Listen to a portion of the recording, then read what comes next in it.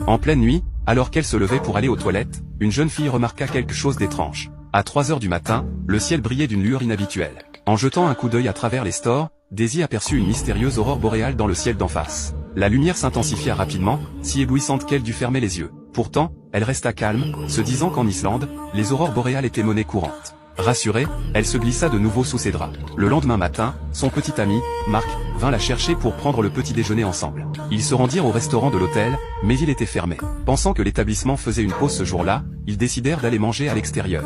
En sortant, ils furent frappés par un silence oppressant, pas une âme qui vive, ni devant, ni derrière, ni sur les côtés. Marc supposa d'abord qu'un jour férié local expliquait l'absence des habitants, tous rassemblés dans une église ou sur une place publique. Ils se dirigèrent alors vers le centre commercial, mais là encore, tout était désert. Marc cria à plein poumon, sans obtenir la moindre réponse. La panique commença à les gagner. Ils se précipitèrent dans un supermarché à proximité, mais après avoir arpenté les allées, ils ne trouvèrent personne. Plus terrifiant encore, les boutiques de la rue et les appartements semblaient vidés de leurs occupants.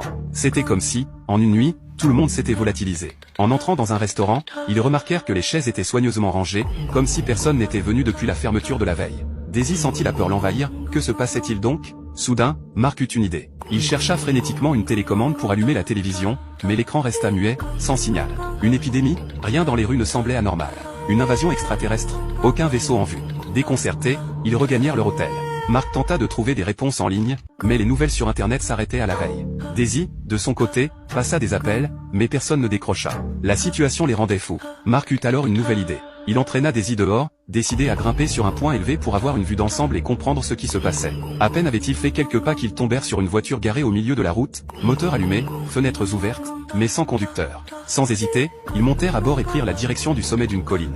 Après une heure de route sinueuse, ils atteignirent un quartier de villa luxueuse, tout aussi désert. Marc inspecta chaque maison, mais rien, aucun bruit, aucun signe de vie. Leur morale s'effondrait. Que allait-il leur arriver? Blottis l'un contre l'autre, ils se réconfortèrent, bouleversés d'avoir vu leur simple voyage tourner au cauchemar.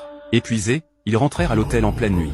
Daisy, à bout, s'effondra sur son lit, espérant que tout ceci n'était qu'un rêve et que le lendemain, tout serait redevenu normal. Mais au réveil, la ville était toujours plongée dans un silence terrifiant. L'ordinateur n'affichait aucune nouvelle information. Désespérée, Daisy n'avait qu'un souhait, fuir cet endroit. Mais Marc n'avait aucun moyen de partir. Pour l'heure, la priorité était de sécuriser des provisions. Ils retournèrent au supermarché, remplissant des chariots entiers à ras-bord, tant et si bien qu'une seule voiture ne suffisait pas. Marc dénicha un pick-up pour tout transporter. Ils réalisèrent alors que leur chambre d'hôtel était trop exiguë. Ils décidèrent de s'installer dans le quartier des villas et choisir la plus grande et la plus moderne. En voyant Marc s'amuser à rouler sur le sol d'une demeure de luxe gratuite, Daisy commença à accepter la situation. Peu à peu, ils s'habituèrent à cette étrange réalité, comme un cadeau tordu du destin. Ils dévalisèrent les boutiques du centre commercial, s'offrant des vêtements dernier cri, des articles du quotidien.